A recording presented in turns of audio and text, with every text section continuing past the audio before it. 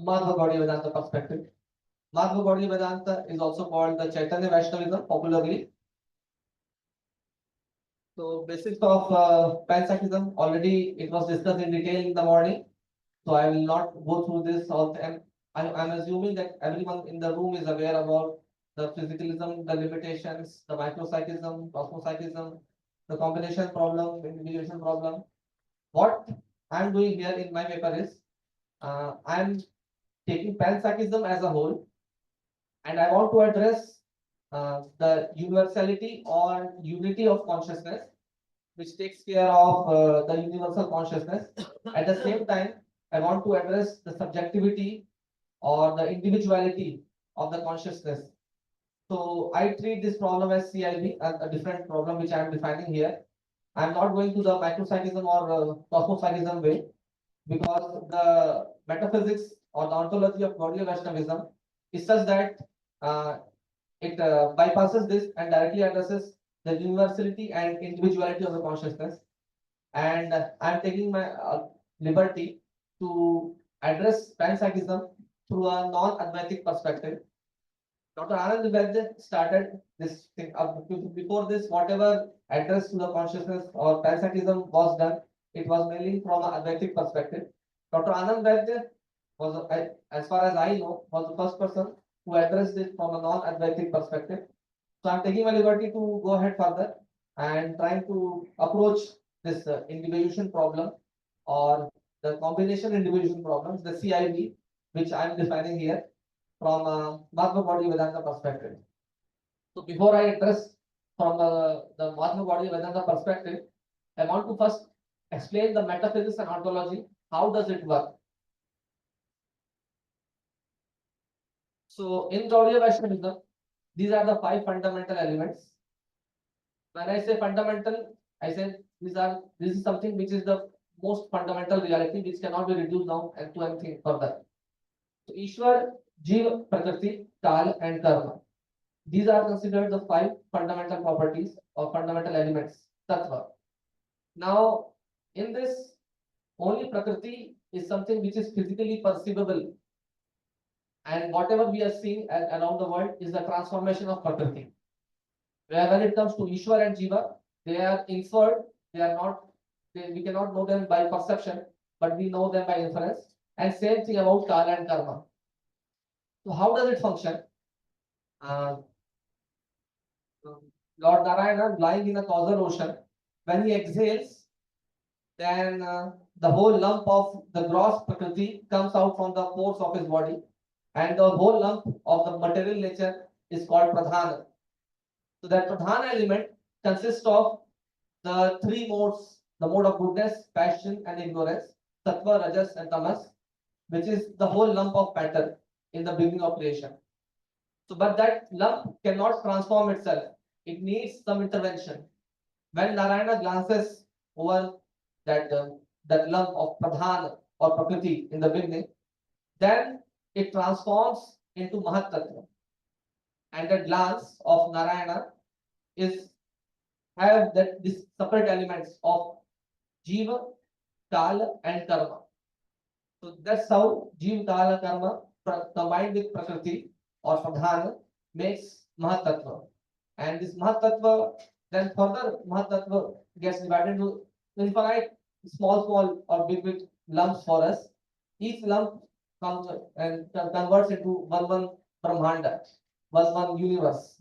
That's how there is a conception of infinite universe. And within each universe, the Mahatattva further gets transformed into Ahankar, the ego. Now, the ego gets transformed, Mahatattva has three elements. When transformed with Sattva, Sattvic Ahankar, from that mind comes out. From Rajasic Ahankar, when Mahatattva gets transformed into Rajasic Ahankar or the mode of passion with Ahankar, then intellect or Buddhi comes out of it, another value. And then when it transforms with the mode of ignorance, then the five tanmatras, first of all, these tanmatras are sound, taste, form, smell, and touch. Shabd, sparsha, rupa, rasa, gandha. And from there, the universal elements, earth, water, fire, air, and ether. From Shabda comes Akash, From Rupa comes fire, from taste comes water, from fragrance comes earth. So that's how first tanmatras, then the elements will come out. And from that universal element, then further the individual bodies and the whole creation comes about. So now this transformation of Prakriti is what is happening because of the glance of Purusha, the Paramatma, Mahavishnu. And when that each and every universe is formed, then further to imbibe to fill the universe with living entities, same Narayana Mahavishnu expands and in another form in each and every universe.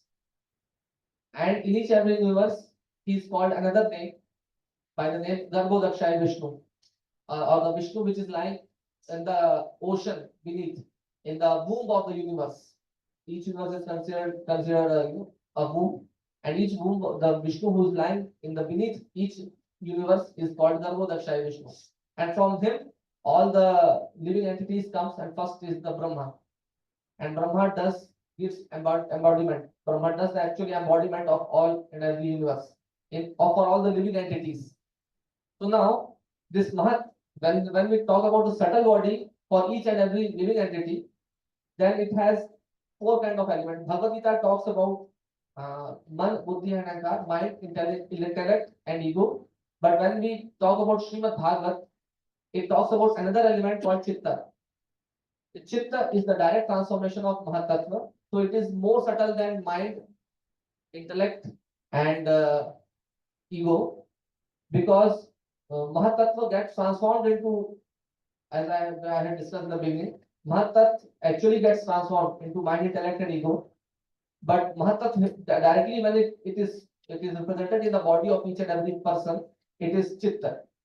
And whenever we talk about the sadhana, we call it chitta sushuddhi. Whenever we talk about meditation, when putting the chitta on the Lord, so whenever absorption is being talked about, then it is actually the chitta, which is, or the consciousness, when the consciousness element which is being present in the subtle body, that is being put to absorption in our divine practices. So now this chitta is the seat of all the desires, thoughts, everything within the subtle body. And it produces a lot of thoughts, lot of desires. But then its mind, which accepts subject, its functioning is sankalpa and vikalpa, accepting, rejecting. And intellect, which is a product of mode of passion, it's working in a way that it devises a plan, whatever things mind accepts, rejects, and buddhi or the intellect makes a plan to fulfill or reject that.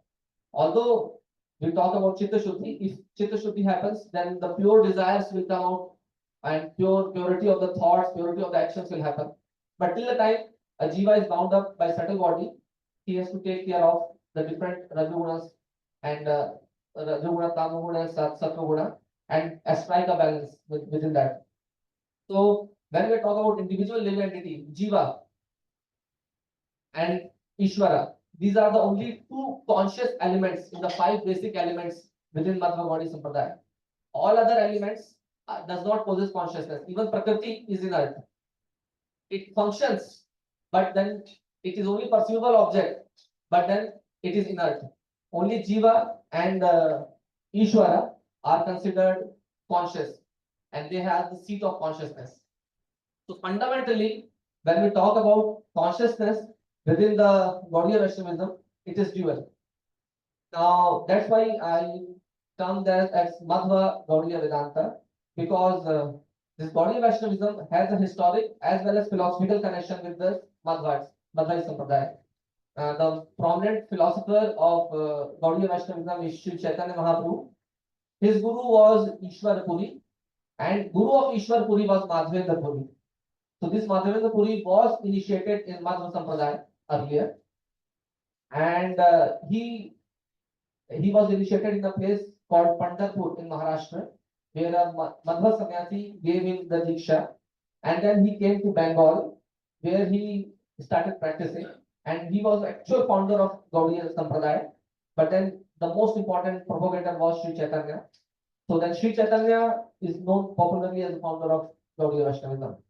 Now, within the philosophical treatise of Gaudiya Vaishnavism, there are two prominent philosophers, Jiva Goswami and Baldev Vidyabhushan.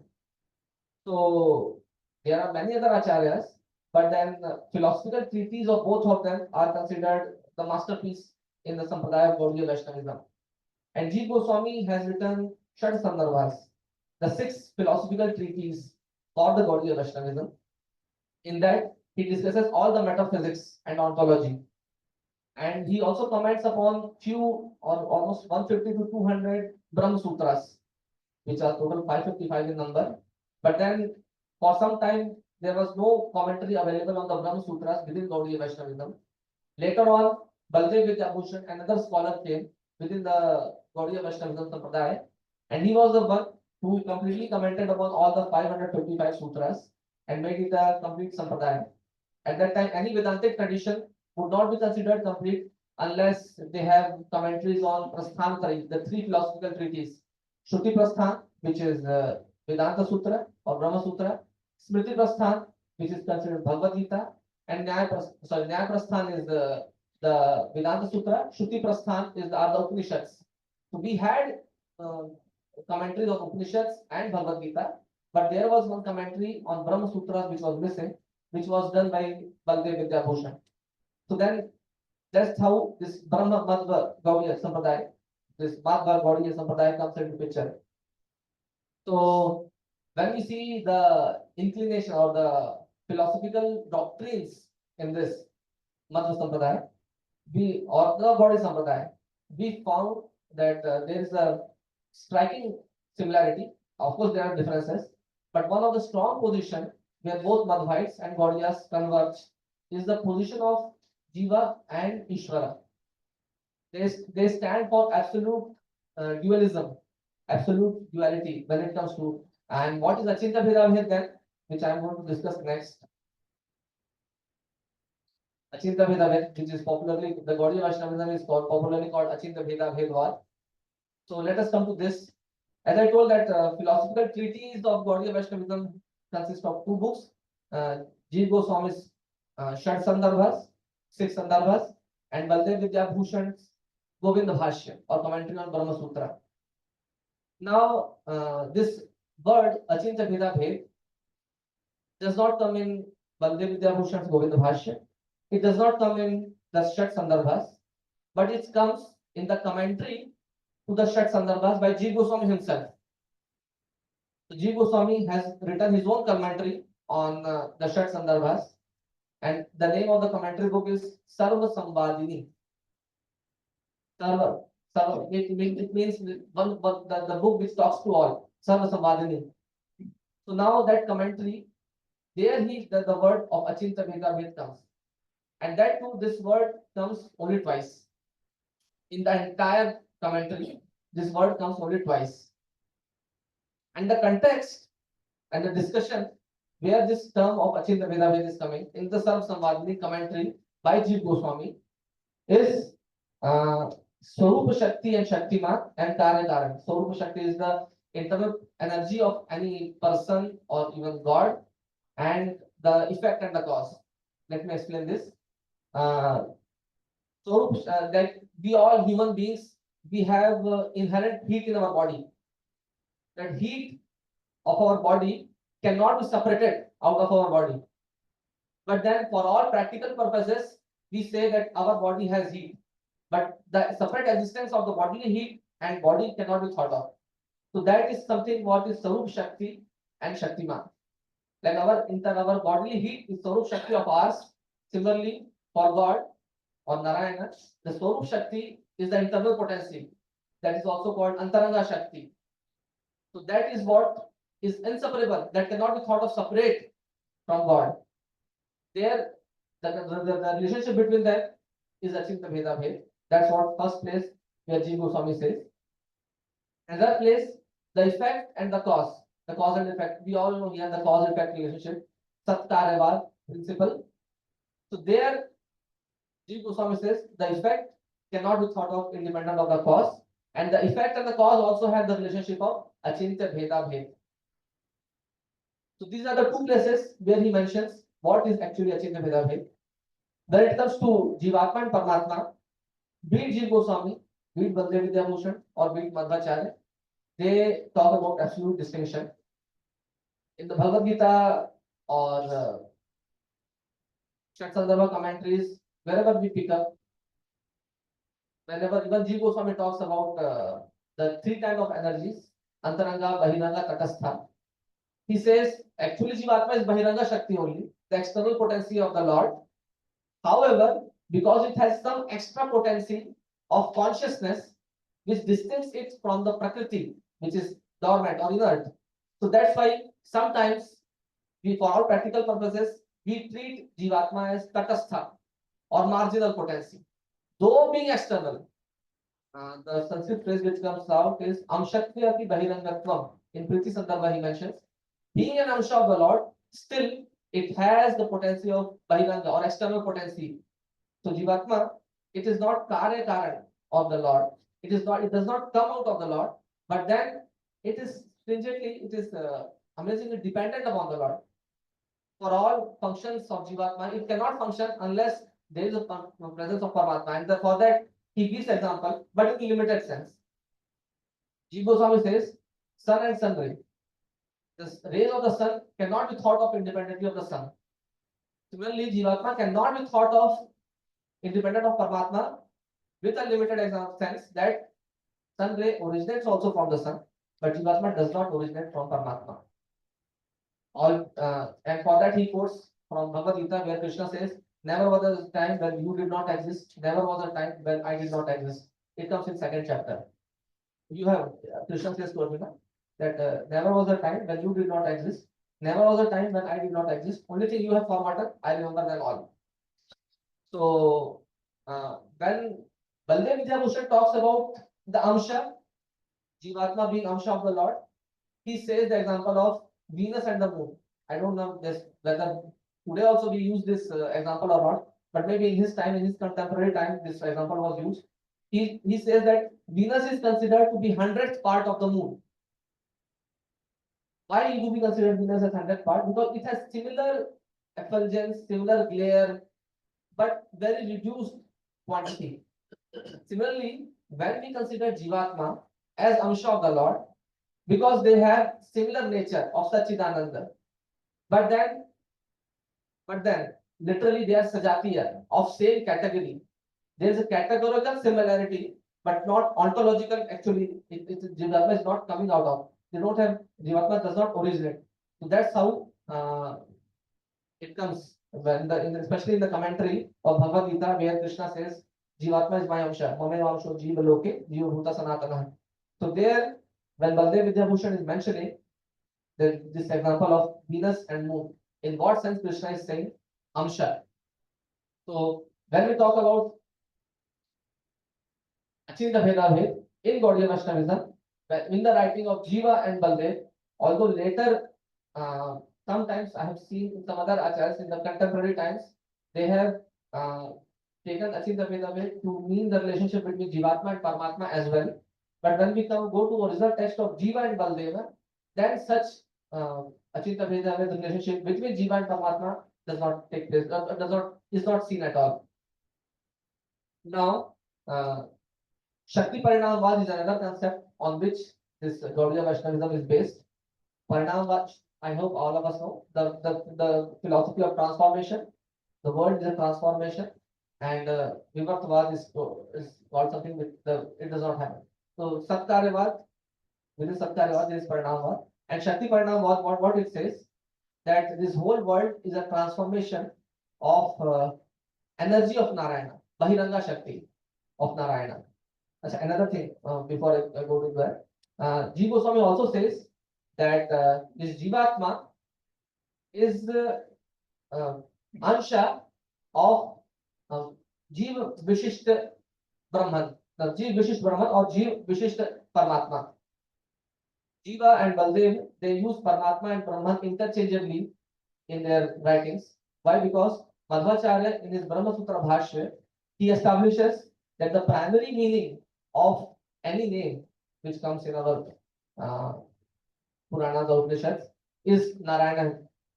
And the secondary meaning is that person. when we say Brahman, the primary meaning is Narayana and secondary meaning is the Nirguna Brahman. When we say Indra, which is a demigod of rain, the primary meaning is Narayana, and secondary meaning is the Indra demigod himself. When we say Chandra, which is the moon, demigod moon, the primary meaning is Narayana, and he has his own way to establish it from the grammar, from the Mimamsa, all those things he has used. But then Madhvacharya once establishes it, so that's why Baldev and Jiva, they sometimes use Brahman and Paramatma interchangeably, and even Bhagwan as interchangeably. So Jiva says that Amsha, when we say Jivatma is an Amsha of Paramatma, then it is Jiva Vishisht Paramatma or Jiva Vishisht Brahman. What is it?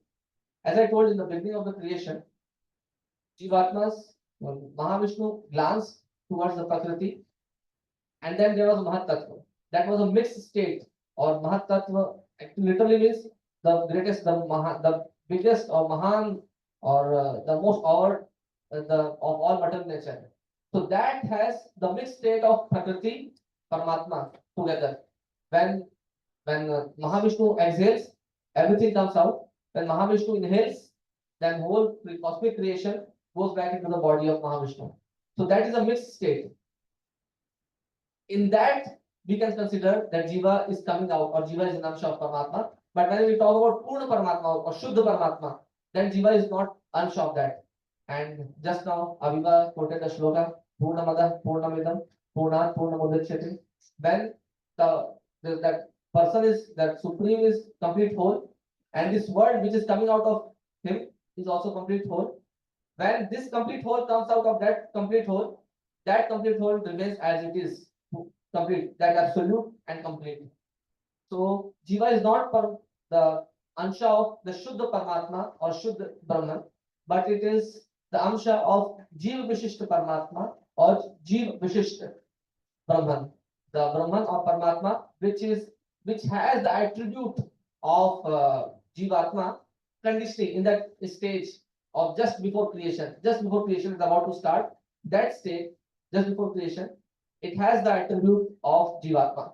So so with that, when we consider Jiv Vishishta Brahman or Jiv Vishishta Paramatma, so Jivatma is originating from there, that is accepted. And that sense, to that capacity, we can consider Jivatma as Amsha. But then actually, when we talk about Shuddha Paramatma, then it does not originate, the Jiva does not originate from the Shuddha Paramatma. And even when cosmic evolution happens, when destruction happens, then also Jivatma or Prakriti is resting within the body of Vishnu, but then they don't become one in identity. They remain always separate in their identity, just so that when the right time happens, when Vishnu exhales again, then the whole cosmic creation can start. So even in their state of so-called union, the individuality is not lost. Individuality remains intact of Prakriti and Jivatma both. Shakti Parinamvad, coming to Shakti Parinamvad, I'll just cite an example. Here, the famous example of Vishnu Puran is given. Spider and the cobweb. When a spider spreads the cobweb, it does through its saliva. The saliva of the spider gets converted into cobweb. And when spiders wrap it up, again it gets transformed. Again, the whole cobweb gets wrapped up and it goes in the body of spider. Spider does not get any transformation in the whole process. The spider remains as it is. And also a spider remains completely free. An insect may get caught up in the cobweb. But a spider can move freely in the cobweb. It does not get caught up. So this world is created by Narayana. And Narayana remains always free. Whereas we Jivatma, we get got caught up in that cobweb of this world. So Prakriti cannot bind Narayana because it is the Shakti of Narayana itself, eternal. But then Jivatma gets bind up. And Jivatma, Jiv Goswami mentions in his Paramatma Sandarbha, the very first Anucheda of Paramatma Sandarbha, that Jiva, how Prakriti in the beginning of creation actually entraps Jivatma.